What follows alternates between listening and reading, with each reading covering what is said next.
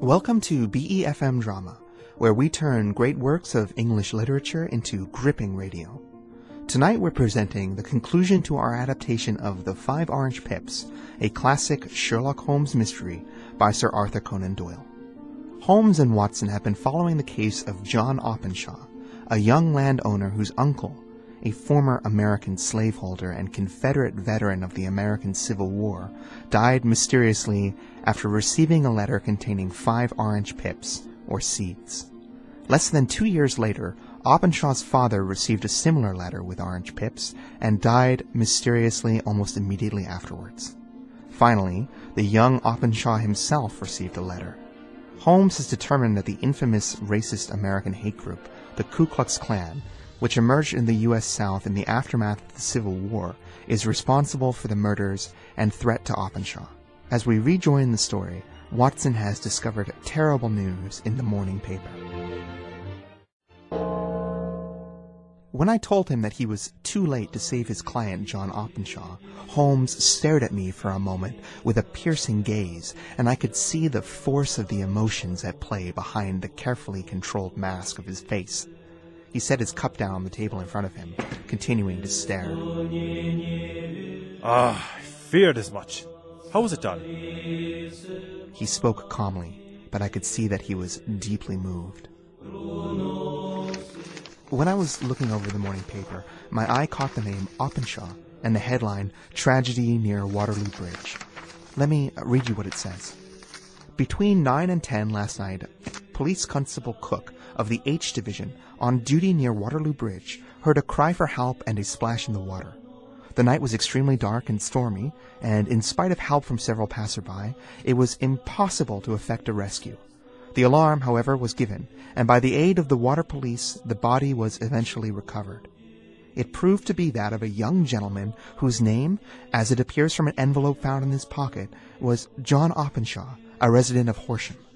It is conjectured that he may have been hurrying to catch the last train from Waterloo Station, and that in his haste and in the extreme darkness, he missed his footing and stumbled over the safety railing set against the edge of the river. The body showed no sign of violence, and there is no doubt that the deceased man was the victim of an unfortunate accident. If nothing else, this incident should have the effect of calling the attention of the London authorities to the overall deplorable condition of riverside safety railings throughout the city. We sat in silence for some minutes. My friend Sherlock Holmes has never had much of what you might call an expressive personality, but at that moment he seemed more depressed and shaken than I had ever seen him before. There was anger there as well, coiled deeply in him, ready to strike out at the foul men who had done this. Oh, that hurts my pride, Watson. It is a petty feeling, no doubt, given that a man has died over it, but it really hurts my pride.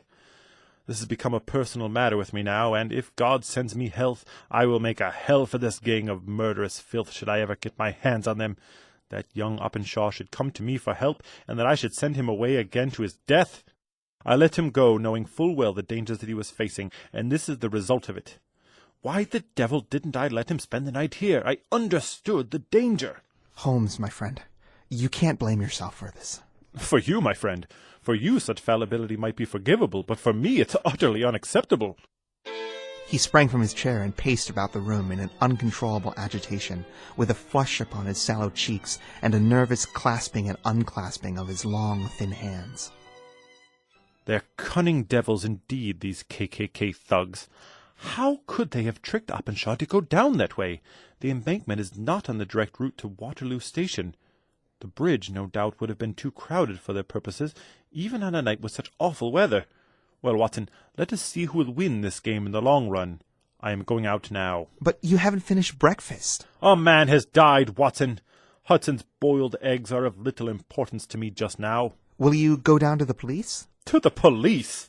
What good have the police been in all of this? No, Watson. I shall be my own police in this business. Once I have sprung my trap for these wolves, the police may do what they like with them, but not before. All day I was engaged in professional work at my medical practice, and it was not until late that evening when I returned to Baker Street. Sherlock Holmes hadn't come home yet. It was nearly 11 o'clock before he entered, looking pale and worn out.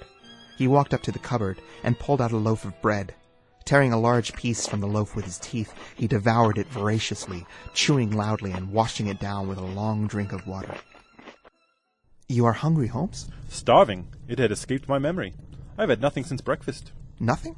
Not a bite. I had no time to think of it. You should have eaten more of those boiled eggs this morning. Please don't mention those eggs to me again, Watson. And have you succeeded in your business? Have you tightened the noose around these hoodlums? Well, Do you have a clue? I have them in the palm of my hand. Poor young Openshaw will not long remain unavenged. Why, Watson, let us use their own devilish trademark upon them. There would be a suitably satisfying symbolism to it. What do you mean? Holmes took an orange from the cupboard and, tearing it to pieces, he squeezed out the pips upon the table. Of these he took 5 and put them into an envelope. On the inside of the flap he wrote S.H. or J.O. Then he sealed the envelope and addressed it to Captain James Calhoun, SS Lone Star, Savannah, Georgia. He chuckled. That will be awaiting him when he arrives at his home port. It may give him a sleepless night before agents of the Federal Secret Service pick him up. Oh, the United States government will be happy to have him. He will have these 5 pips as a sure signal of his final fate as young Openshaw did before him. And who is this Captain Calhoun? A wizard. Wizard? A grand wizard, I believe they're called. A leader in this hateful society. I shall have the others in time, but Calhoun will be my first. How did you trace him? He took a large sheet of paper from his pocket, all covered with names and dates. I have spent the whole day working over Lloyd's shipping registers and the index files of the old papers, following the future voyages of every vessel that weighed anchor in the Indian port of Pondicherry in January and February of 1883. You will remember that the first letter with the orange pips received by Openshaw's ignominious uncle, Colonel Elias, was postmarked from that city. There were 36 ships of reasonably large size reported to have arrived in port during the period of those months.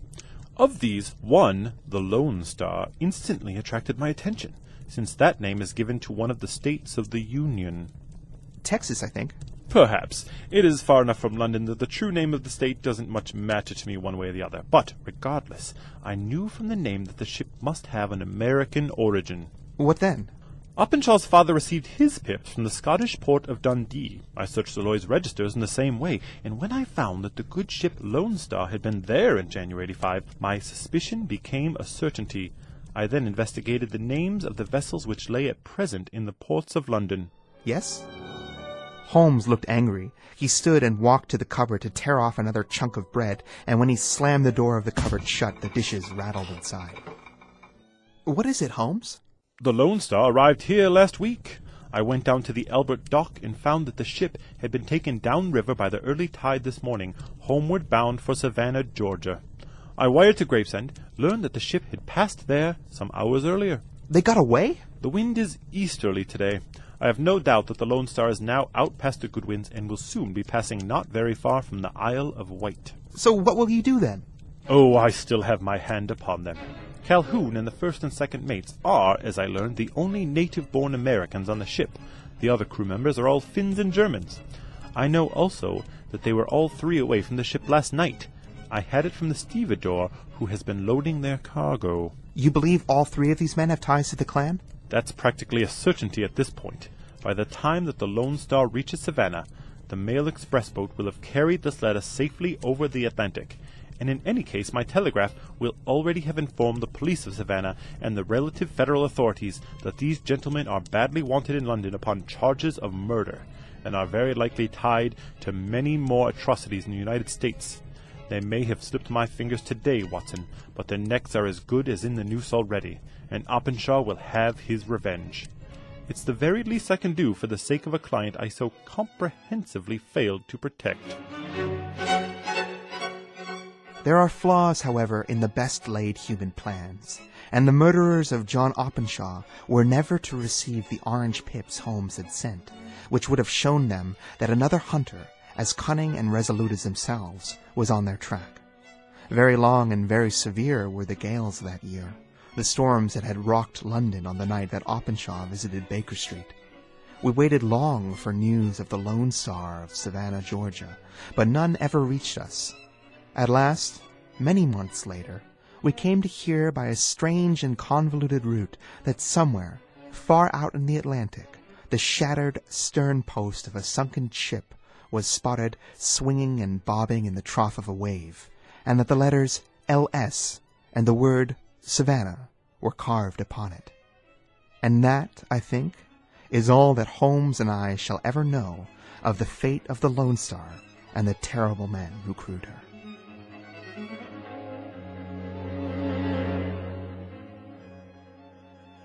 With that, we've come to the end of the final part of our adaptation of The 5 Orange Pips by Sir Arthur Conan Doyle. This is one of the rare stories where Holmes failed to protect his client and to directly bring the criminals to justice. But in this case, the same storms that added so much drama to Openshaw's first arrival in Baker Street also proved the doom of Captain Calhoun and his henchmen, who had brought so much death to a Sussex family. Their ship, the Lone Star, was lost at sea, fate delivering a justice as perfect and inescapable as any imagined in the laws of men. From our studio in Busan, this is your host, Joshua Cornwall.